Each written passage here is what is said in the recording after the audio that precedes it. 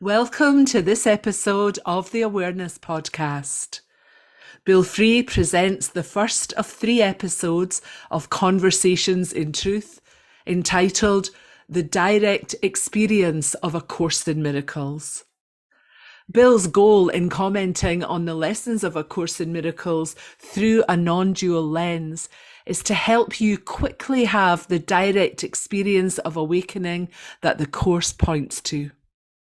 Having studied with some of the world's greatest teachers of A Course in Miracles, Advaita Vedanta, and the direct path of non-duality, Bill offers a direct experience of truth from his own awakening.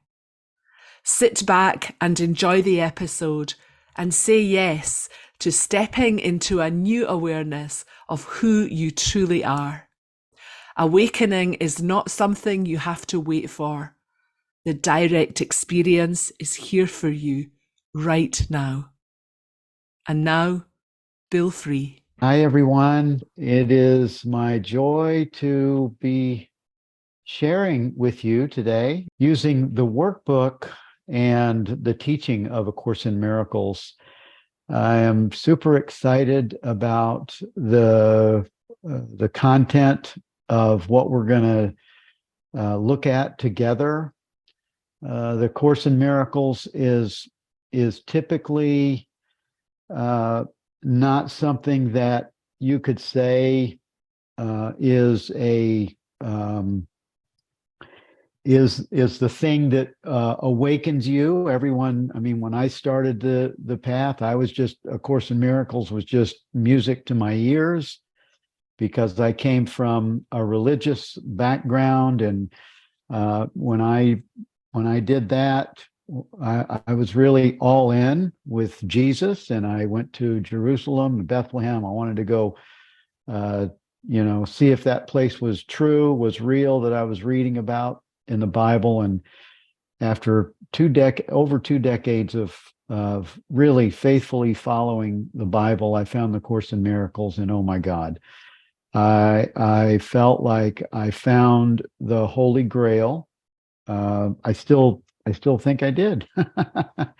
It's an amazing document that consciousness has given to itself through the consciousness of Jesus, and who was just a man just like you, or a woman just like you, and he was the one that consciousness chose to bring forth his teaching. And I'm so happy that when I found the Course in Miracles, I was so happy that that the Jesus was true, but it was way off. It was just a total mistransmission of his message. And it just, when I found the Course, I tried to tell all my Christian friends, and it was like, get that Course in Miracles away from me. The same thing that people that we went up to as Christians trying to get them saved, it has a reverse effect. And so I love A Course in Miracles.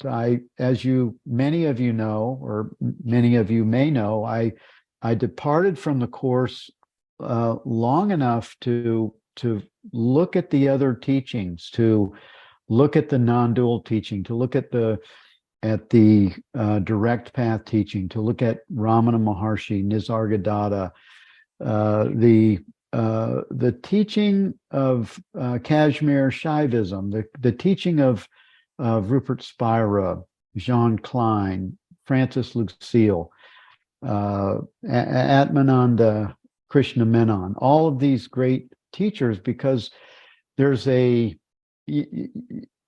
don't want to be a fundamentalist in the teaching of spirituality, because there's too many parts to it that are valid. And I'm grateful for the Christian teaching. I just feel that it's just too limited, and you can't find you mostly can't find awakening there. And for a large uh, uh, uh, measure of people, it's hard to find awakening even with A Course in Miracles. And I want to give pointers for you to have an awakening experience. I really want to offer shortcuts. The way this content is set up is it's just me having an inspired awakening experience after reading the course at least 8 times, all of it. And the text, all the workbook lessons at least 8 times, and the text probably 4 or 5 times, all the way through. And the manual and the, excuse me, including the manual for teachers, the clarification of terms, the psychotherapy pamphlet, the Song of Prayer, and the poems, the Gifts of God, all of the transmission that came from the consciousness of Jesus through Helen. I was all in, and I couldn't read it enough. And I told people that knew me back in the day, that knew that I was really so immersed in the Course in Miracles, if you could like make this book into something to eat, I would be doing it. I'd be mixing it in a mixer and eating it, because I was so hungry for what I felt was the truth of what I was seeking for all those years in the Bible. And I'm just so thrilled to be able to share not only the truth, the best of the best of A Course in Miracles with all of you, but in my own awakening experience, which happened after I left the course for a while to discover the non-dual teaching, I realized, oh my God, the reason that I wasn't having the experience of awakening in the course was because I was stuck in the dualistic language of the course. And I was still leaving God out there, and there was a God and a me. And I was missing the levels. The course tells you in its text that there's 3 levels that it's written to. It's written to the subconscious mind. It's given to the conscious mind, and it's given to the superconscious mind. And so there's 3 levels that this course is speaking to. And if you don't know where you are in the receiving of the course, you're confused, and you're likely not going to have a direct experience of knowing the self, because the course is speaking in an ego framework to an ego mind that wants to wake up, that thinks it's separate from its source. It thinks it's a body mind. It thinks it's this identity, and it's receiving it. And also, because it's given to us from Jesus, so now there's a him and there's a me, so there's duality. And so it's great. It's telling us, it's giving us the narrative, it's giving us the backstory, it's cleaning up all of those misunderstandings and miscommunication that were translated from the New Testament, from the words of Jesus' disciples, who they were kind of lost when he left. I think the only one that really woke up was Mary Magdalene. And the Apostle Paul, which is most of the New Testament, he never met Jesus. And his transmission, he was so mixed with his egoic mindset that he misinterpreted the content of his own experience, and the thoughts that were coming into his mind were filtered with his ego, and he miscommunicated it to the 7 churches that were all those letters that to the epistles, the epistles of the letters to the 7 churches. It just got miscommunicated. Plus, it had it was the mindset of the Catholic Church. The Pope, the first Pope was the Roman Emperor Constantine, and he wanted to use these teachings to manage this thing, this Christian movement, these Christians. And so it was used in very much male dominant kind of language and social conditioning. So the church has this setup that it's not even equal. There's no equality in it. It's women are not to be not to speak in church and all this nonsense. It's just full of baloney. I was so happy to see something that really rang true for me, and it left no one out, and everyone is equal. And so it is just a breath of fresh air to share with all of you the ideas that have come to me through the teaching of A Course in Miracles, letting go of Christianity 100%. I mean, Christianity is really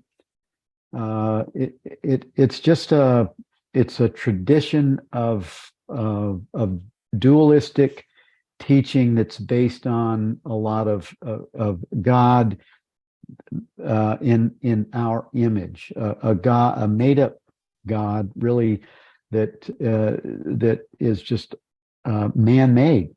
So A Course in Miracles is an awakening experience. A Course in Miracles is bringing us back to the teachings that Jesus attempted to give us 2,000 years ago.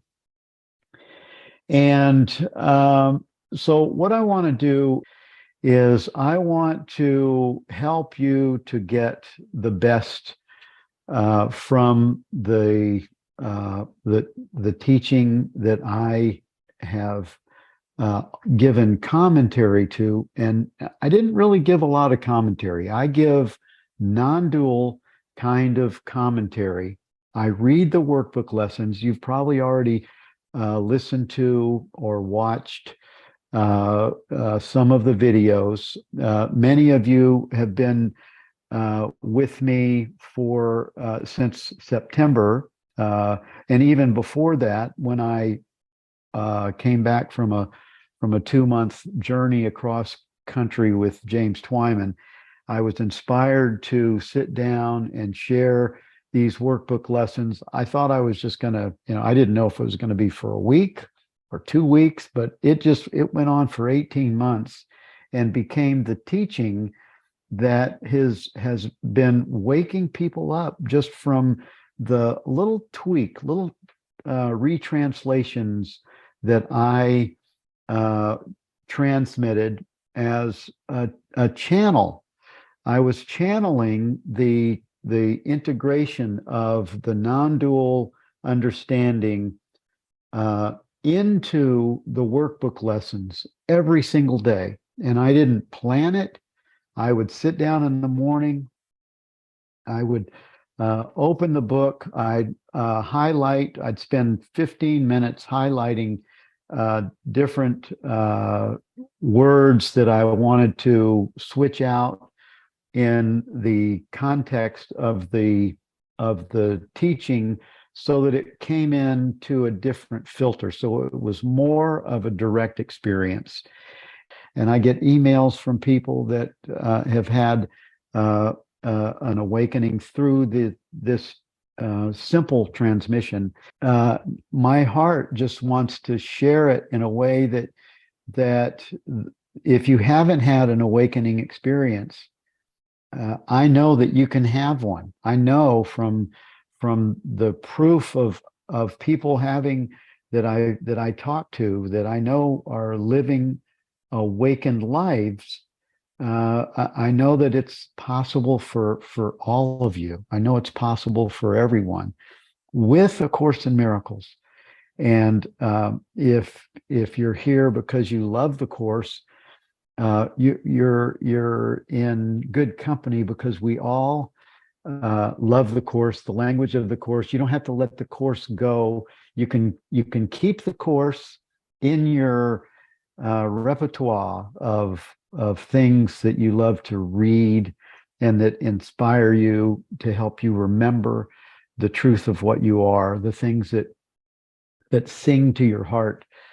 These workbook lessons will do that.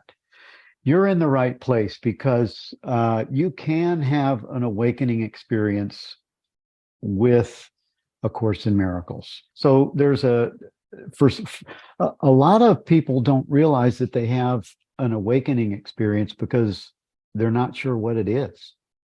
They're not sure what an awakening experience is. Well, this is why I love the Course, because it has distinct ideas of awakening and glimpses. The holy instant. That's what the holy instant is. It's a glimpse out of time and space for momentarily. We're self-realizing. We're having the recognition of our true nature, but we don't realize that we can live there all the time. We don't realize that there's a way.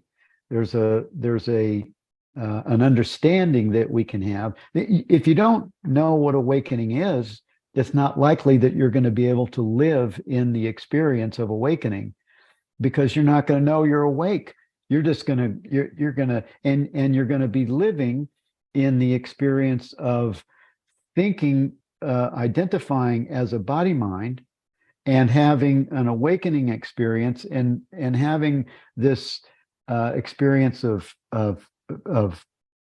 peace and presence and contentment, the things that you get, that love gives you, the things that you get when you have this awesome relationship with another person, with an animal, with something of beauty, with a partner. All of these things are glimpses of our true nature, and we just think that it's the thing that's bringing us that experience. Well, the thing is initiating the experience, but the experience is connecting with our true nature, with those attributes of self, of what God is. The lessons bring you, instead of just reading the workbook lessons, they bring you into the direct experience by the way you read them. For instance, we just finished with the workbook lessons 361 to 365. And that workbook lesson, and I want to start at the end. Even though today's workbook lesson is Nothing I See Means Anything, when you read that title, or when you read that question, you know that it's speaking directly to the ego. It's speaking to the ego mind. Nothing I see means anything. So those are the training wheels of awakening, which are necessary and very helpful, because it's helping us to disconnect from the body-mind experience. It's helping us to disconnect from the mind that thought it was separate. And when I do those first 75 workbook lessons with you, I'm actually using the non-dual language, and I'm making it faster. I'm making it more direct, and I'm helping for you to move from the ego listening to the I am listening. Move from the conscious mind, which is this, that thinks that it's a bodysuit, that thinks that it's a person, to the super conscious that is living in the I am presence. And we're going to start there. We're not going to wait till we get to workbook lesson 365. Today is day one. And even though I suggest that you do the workbook lessons, I want you to start in your I am experience. I want to invite you to start as awareness. I want to invite you to start as you that is aware of this experience, you, the you that it's speaking to in nothing I see means anything, is the ego. But I want you to have ears to hear, and I want you to have those ears to be listening with Christ consciousness, with I am listening presence. And when we look at workbook lesson 361 to 365 that we just finished, I'll give you a sort of a recap of that. This holy instant, so we're just talking about this holy instant, this now present moment, this holy instant I give to you. So if we take the I out and if we take the you out, this holy instant I am. Be you in charge, I am. Be you in charge, awareness, for I would follow you. So now we're not putting it out there anymore, and we're not just reading a lesson. We're saying, now I am following I am. You see how direct that is and how fast it is? For I would follow you, certain that your direction, whose direction? I am direction. Awareness is direction, brings me peace. So right there, I'm inviting us to start out when we read these workbook lessons as the I am that I am that's reading these workbook lessons. And when you read the workbook lesson that says, nothing I see means anything, you're skipping over the fact, you're saying, okay, that's talking to the ego mind. And I am reading this as the I am presence. So you're just skipping over. It doesn't matter if it's no longer speaking to you as an ego mind, because you're not an ego mind. But we're actually moving. We're moving to the direct experience as the beginning, and then we're going to go backwards. We're going to go backwards, reading the workbook lessons, because now that you're reading the workbook lessons as the light of I am presence, it's going to be faster. It's going to have a chemical. It's going to be like Ganesha, who is the destroyer of obstacles that would bar your way. This is Ganesha, the Hindu god Ganesha. And so the goal of the course is to remove the obstacles to the awareness of love's presence, right? So the goal of the course is to remove the obstacles to the awareness of love's presence. And if you're starting off as the awareness of love's presence, you, this I am presence, you are the light that shines on all experience. And as the light that shines on all experience, you're doing a quantum cleanup in the mind training. So if we look at today's workbook lesson, I'm just going to turn to today's workbook lesson just for fun. And I'll show you how nicely this works. Nothing I see in this room, on this street, from this window, in this place means anything. Now look slowly around you and practice applying this idea very specifically to whatever you see. This table does not mean anything. And so when you do the workbook lesson, reading it, now if you follow my video and my audio, you'll likely just listen to it and follow how I did it when I did it. And let me see, I think I have the actual book that I used when I recorded those lessons. See if I can see if I marked that up where I marked it up. But now that you're okay, I see it. So this first workbook lesson is giving us more of an opportunity to realize that it's in a subtle way, in the back door, it's teaching us to see as awareness. It's not saying it, but first it's talking about this table does not mean anything. So it's talking about something that's close to us, an object of experience. And then in the second paragraph, it's talking about that door does not mean anything. So it's starting to give us a reference point for the beginnings of awareness, the opening of it's the back door of the awareness lessons. It's teaching us not specifically to use the body's eyes as a reference for the objects of experience. So it's seeing the objects of experience without judgment, which is the non-dual understanding.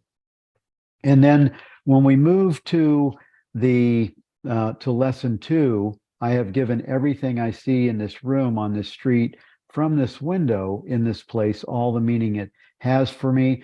And then in the second paragraphs, it tells us to merely glance easily and fairly quickly around you, trying to avoid selection by size, brightness, color, material, etc.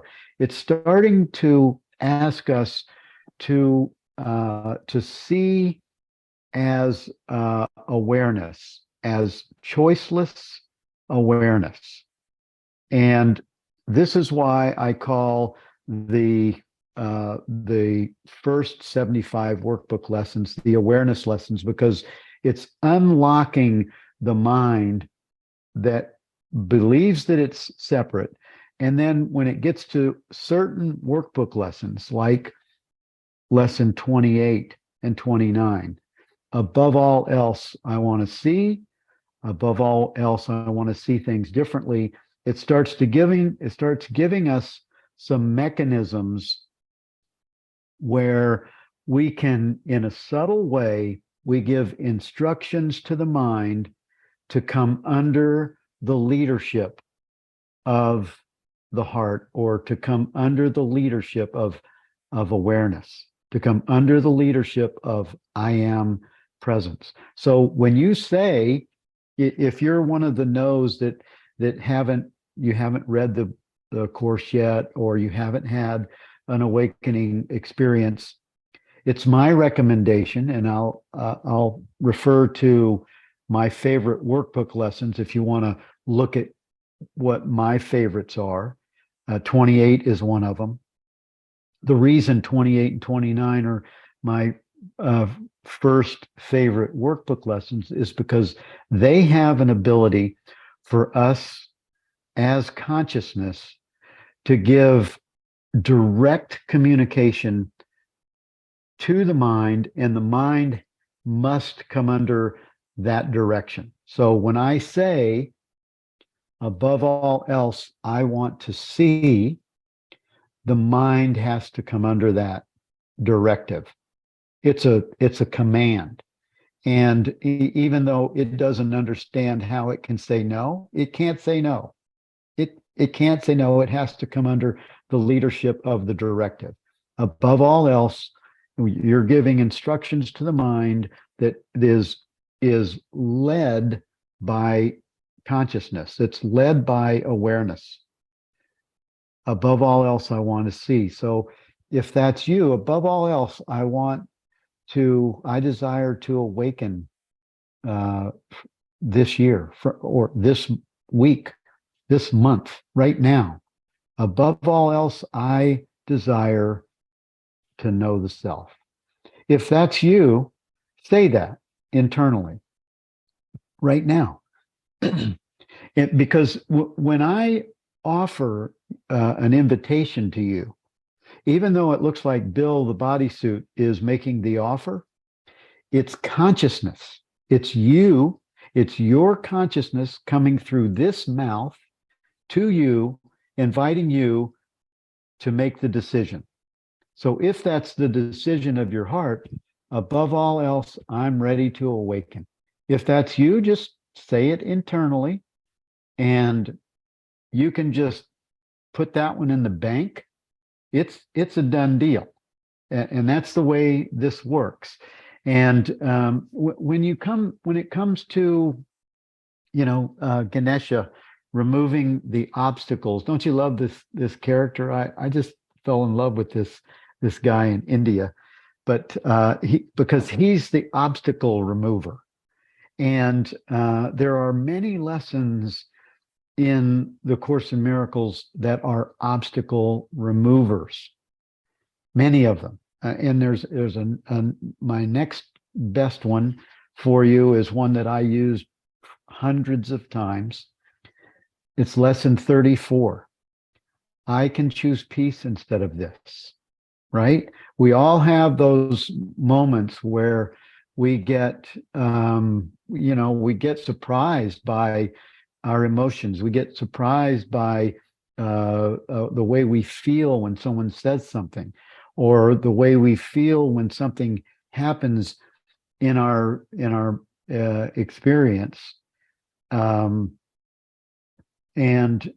we need something that's gonna help us. That's gonna disconnect us from this emotional train wreck, or this emotional unexpected. You're when it happens, it's like, oh my God, I'm in it. Well, you can pause. Pausing is a great practice. If you don't already have it as a practice, include it in your practice. Pause and say, I can choose peace instead of this. So you're moving. As soon as you pause, you're bringing your attention to your I am, presence. And your I am presence is now making a statement. I can choose peace instead of this obstacle to peace. I can choose peace instead of this. This is like magic, only it's not. It's dominion. It's using the teaching of A Course in Miracles to disconnect you from suffering and to bring you to what God wills for you, which is peace and happiness. That's what God's will for you is. And God is not separate from you. God is your awareness. God is your I am presence. God is the love that you share and are.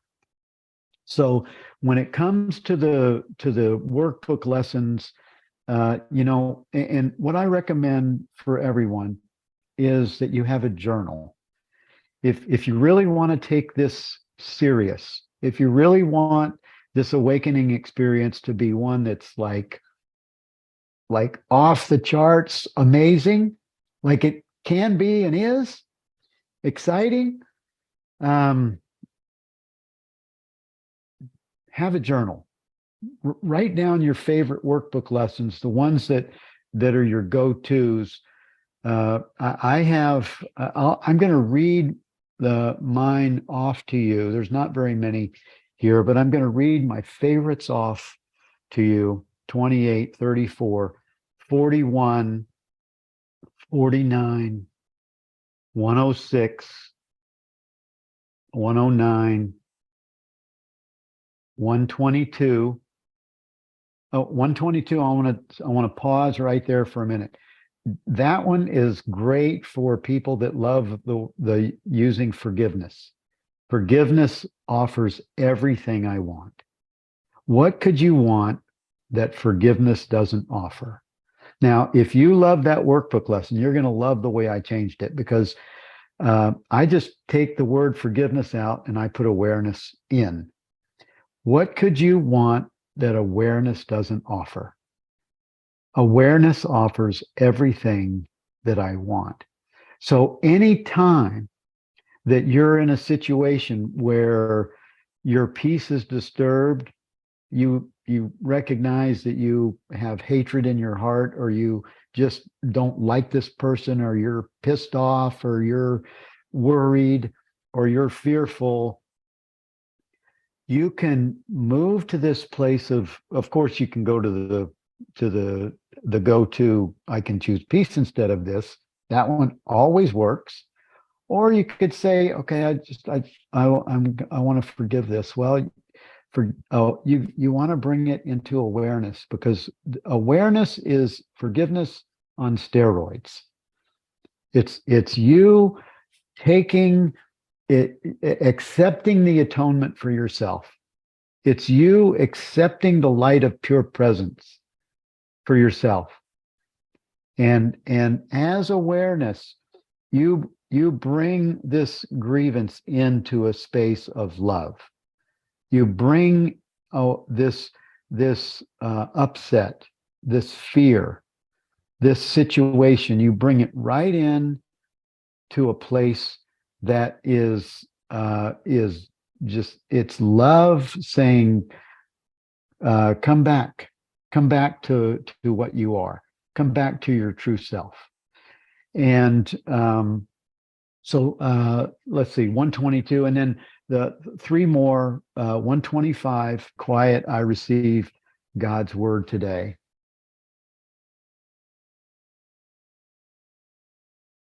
This is more of a devotional workbook lesson. In quiet, I receive God's word today. So for me, this is where, like, this is a great one for meditation in the morning. Since coming back from India, I've renewed a commitment to have meditation every morning, just 15 minutes. It's just a ritual of types. And you know, when you start that meditation, this is a great one. In quiet, I received God's word today, workbook lesson 125. Now you can read that lesson. You can watch my video on it. You can go ahead and you can listen to a workbook lesson that you might sing to your heart, and just, you know, listen to the audio or watch it. It doesn't matter, but allow it to wash over you, and own it for yourself. In quiet, I received God's word today. And the way this workbook lesson works, or these ideas work, when you bring your attention to the idea, you are living and breathing the embodiment of what the idea is expressing. So in quiet, I receive the vibrational frequency of what God is, in quiet presence. And it's bliss. It's everything. It's in quiet, I receive the love of God.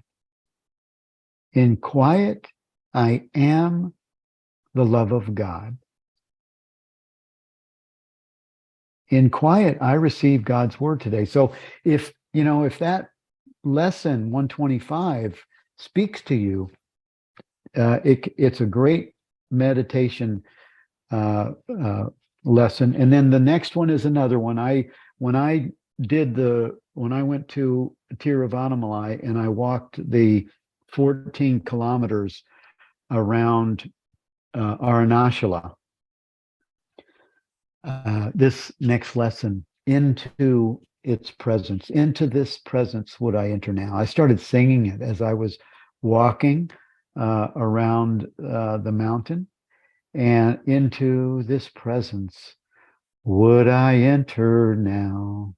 And I would sing it out loud. People are walking with me into this presence. Would I enter now?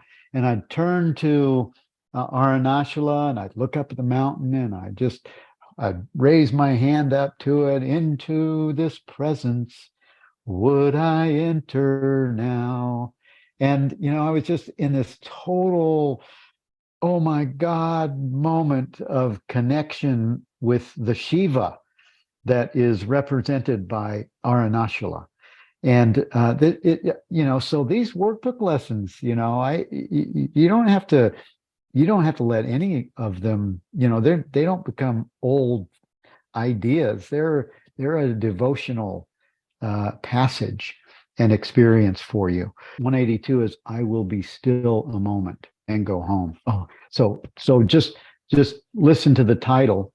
I will be still a moment and I'm home.